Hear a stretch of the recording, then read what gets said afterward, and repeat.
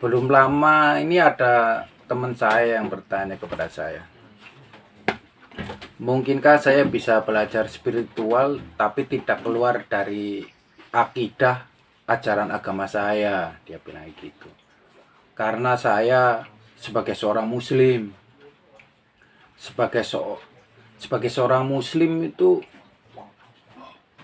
bagaimana agar saya bisa belajar spiritual dan menemukan kebenaran sejati, tidak keluar dari ajaran dan akidah agama saya. Dia bilang kayak gitu tuh. Nah, saya jawab saja singkat kayak gini, banyak loh, banyak-banyaklah membaca kisah-kisah para sufi itu loh, karena sufi itu adalah ajaran pencarian kebenaran, bro. Ya, kebenaran sejati yang menggunakan tradisi-tradisi Islam sebagai dasarnya. Neng ning ing Gusti Hong Yuang Suryo urip suci manunggal jati puji bekti nyawiji ing Dharma Yuang Arko saduhu saduhu saduhu.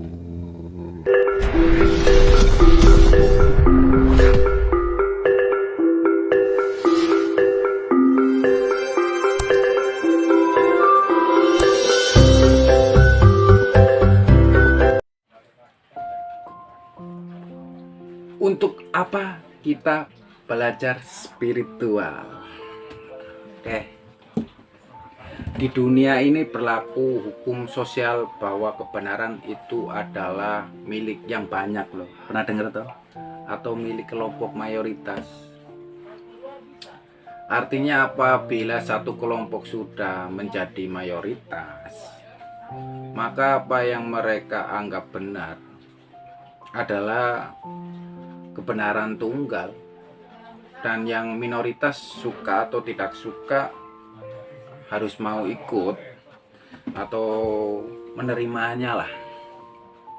Kebenaran mayoritas ini bukanlah kebenaran yang sesungguhnya, bro, melainkan hanya karena faktor banyak pengikutnya saja. Santai saja ya. Contoh kasusnya begini, apabila dalam suatu negara mayoritas itu ateis, maka memeluk agama jadi salah, bro. Dan sebaliknya lah. Begitu juga dengan yang sedang terjadi di Indonesia ini loh. Jadi pemeluk agama yang berhaluan keras makin banyak, dan mungkin suatu saat menjadi mayoritas seperti di Afghanistan itu loh, Timur Tengah.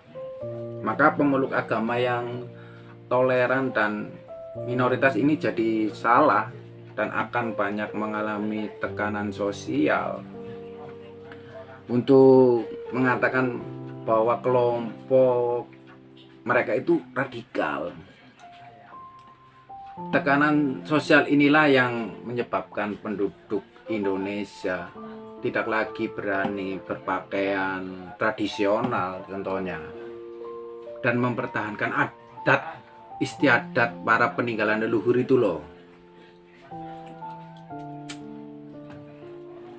Karena mendapat tekanan sosial, bro, bahwa kebaya itu tidak sopan, tidak menutup aurat, bakar dupa itu musyrik, keris itu syirik, dan seterusnya lah. Waspadalah ya, bro, terhadap fenomena seperti ini, karena hal ini terjadi di seluruh dunia, termasuk juga di negara kita. Dan biasanya jika yang anomali dalam satu kelompok masyarakat atau negara sudah menjadi mayoritas dan tidak lagi bisa diperbaiki, biasanya semesta akan melakukan proses, bahasa Inggrisnya itu proses without atau penghancuran, baik itu penghancuran total atau sebagian. Apa yang terjadi di negara-negara Timur Tengah contohnya itulah seperti Irak, Yaman, Suriah, Libya adalah contoh pemusnahan sebagian. Mesir pun hampir sama fenomena ini, namun berhasil menggagalkan proses kehancuran ini loh. Kalau di komputer biasanya jika program komputer sudah banyak sekali yang error gitu loh, dan komputernya hang kan, maka kita perlu melakukan tindakan mulai dari yang sederhana, misal reset atau booting ulang, di break, sampai tingkatan terberatnya adalah melakukan penghapusan atau install ulang sistem operasi tersebut itu loh. Itulah sesungguhnya pesan moral yang ingin disampaikan oleh kitab suci melalui peristiwa yang terjadi di zaman Nabi Nuh ya, atau sebuah proses wipe out yang dilakukan alam ketika tingkat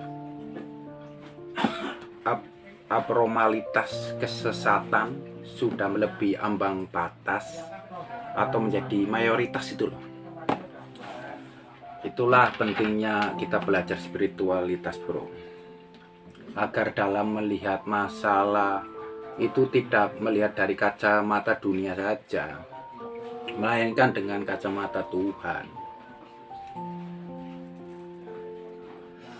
agar kita tidak terbawa pada pro dan kontra itu loh, saling menghujat dan bermusuhan, serta takut mengatakan sesuatu yang tidak normal atau radikal. Ya, atau radikal itu sebagai hal yang menyimpang gitu loh. Itulah inti dari kita belajar spiritual bro. Spiritual itu adalah melihat masalah dari kacamata Tuhan ya, bukan melihat dari kacamata dunia. Dan menyadari lah kalau tujuan kita turun ke bumi ini adalah untuk memberikan solusi terhadap fenomena masalah yang muncul, bukannya membentuk kelompok untuk saling pro dan kontra, menyerang hingga kita lupa untuk memberi solusi terhadap masalah itu sendiri.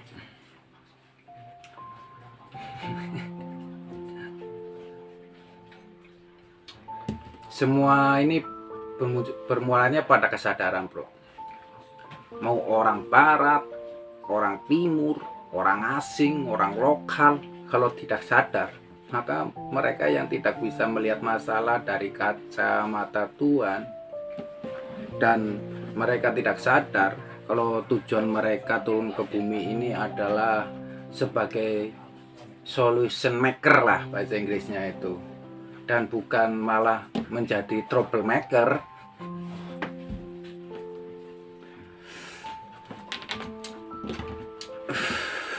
Semoga kita yang sudah belajar spiritual dan memahaminya bisa tetap menjaga kesadaran ya bro, dan kewarasan cara berpikir kita loh tuh, agar semesta itu tidak perlu melakukan proses wipe out lagi seperti di zaman Nabi Nuh itu loh, atau penghancuran seperti yang terjadi di Timur Tengah itu loh, kayak di Suriah dan kawan-kawannya. Belum lama ini ada teman saya yang bertanya kepada saya, mungkinkah saya bisa belajar spiritual tapi tidak keluar dari akidah ajaran agama saya? Dia bilang gitu. Karena saya sebagai seorang muslim, sebagai seorang muslim itu bagaimana agar saya bisa belajar spiritual dan menemukan kebenaran sejati, tidak keluar dari ajaran dan akidah agama saya? Dia bilang kayak gitu tuh. Nah, saya jawab saja singkat kayak gini, banyak loh, banyak-banyaklah membaca kisah-kisah para sufi itu loh. Karena sufi itu adalah ajaran pencarian kebenaran, bro. Ya, kebenaran sejati yang menggunakan tradisi-tradisi Islam sebagai dasarnya. Saya pun sangat menyukai kisah-kisah cerita para sufi. Ya, pokoknya enak dibaca lah, mudah dicerna dan dipahami dengan pesan-pesan kebenaran itu loh, dan kesejatian hidup. Iya, kesejahteraan hidup yang akan membuat kita menjadi lebih sadar dan melihat hakikat kehidupan ini loh. Dulu saya pernah membaca sebuah kisah kenapa bisa lahir para sufi ini. Menurut kisahnya, seorang guru suci atau nabi itu biasanya banyak bertemu dengan banyak orang lah, atau murid dengan berbagai level atau tingkatan kemampuan dalam memahami itu loh, peningkatan yang berbeda-beda dalam menjalankan tugas kenabiannya itu. Dari berbagai orang yang ditemuinya, ada orang-orang yang kemampuan pemahamannya masih sangat terbatas. Iya, pemahamannya sangat terbatas sekali. Jadi jika dijelaskan tentang ketuhanan dan agama dengan cara yang sesungguhnya atau dengan cara apapun lah, maka ia akan sangat sulit sekali untuk memahaminya. Bahasa Jawa ini kayak orang mudeng-mudeng gitu loh. Dan biasanya orang-orang yang seperti ini hanya diminta untuk mengikuti aturan dan larangan agamanya lah, atau syariat saja. Namun ketika sang guru bertemu dengan orang-orang yang level intelektualitasnya itu lebih tinggi, maka pertanyaan-pertanyaannya lebih banyak kepada hakikat dari kenapa kita harus melakukan syariat ini dan itu dan seterusnya lah. Dan tingkatan pemahaman orang-orang yang bertanya ini biasanya sudah cukup tinggi, berbeda jauh dengan orang-orang yang saya sebutkan sebelumnya tadi itu. Kepada para murid yang seperti ini, biasanya apa yang diajarkan oleh sang guru suci atau nabi akan berbeda, bro. Tidak lagi membicarakan syariat lah, harus begini, harus begitu, melakukan lebih kepada hakikat. Kenapa kita harus melakukan ini dan tidak melakukan itu berdasarkan pemahaman dan kesadaran, bukan karena perintah atau ketakutan, hukuman, dosa, siksa neraka dan lain-lain dan seterusnya. Dan biasanya sang guru suci akan memberikan pengajaran dengan pemahaman yang lebih tinggi, dan jauh berbeda dari orang-orang sebelumnya itu loh, yang tingkat kesadarannya rendah. Sang guru suci atau sang nabi biasanya akan lebih banyak mengajarkan hakikat dan pokok-pokok dari satu ajaran, dan para muridnya diminta untuk mulai mencari dan membuktikan kebenarannya melalui pengalaman hidupnya pribadi.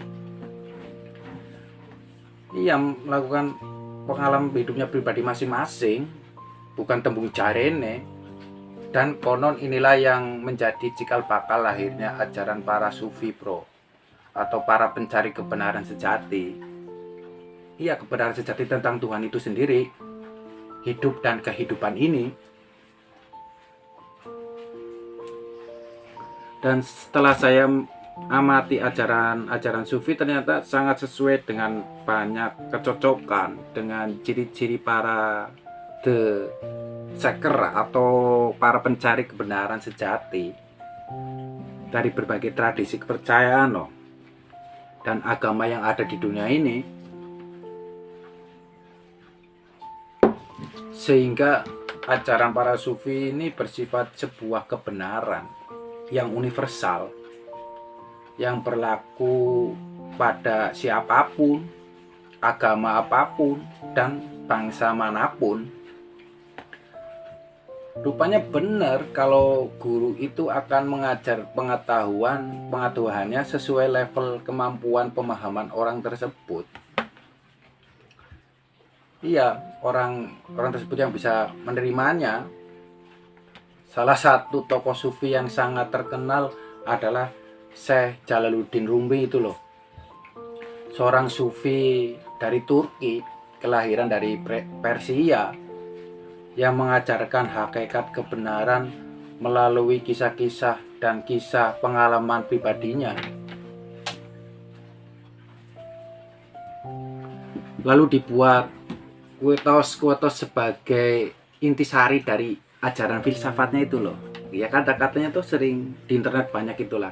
Itulah kenapa Syekh Jalaluddin Rumi itu ajarannya menjadi rujukan para ahli filsafat negara-negara barat dan timur, baik yang muslim atau non-muslim. Namun uniknya gini loh, di mata orang-orang yang pemahamannya masih sangat terbatas, yang taunya baru sebatas kulit lah atau syariat, dan tidak paham akan hakikat, makna dibalik sebuah syariat, dan juga belum paham akan hakikat kebenaran sejati. Iya, kebenaran sejati hidup dan kehidupan ini. Maka para sufi itu justru dikatakan sebagai kelompok orang-orang yang, mohon maaf lah, yang tersesat lah dan tidak paham syariat agama katanya. Rupanya manusia selalu seperti itu lah ya. Dari zaman ke zaman, orang yang tidak paham menganggap orang yang jauh lebih paham itu sebagai orang yang tersesat.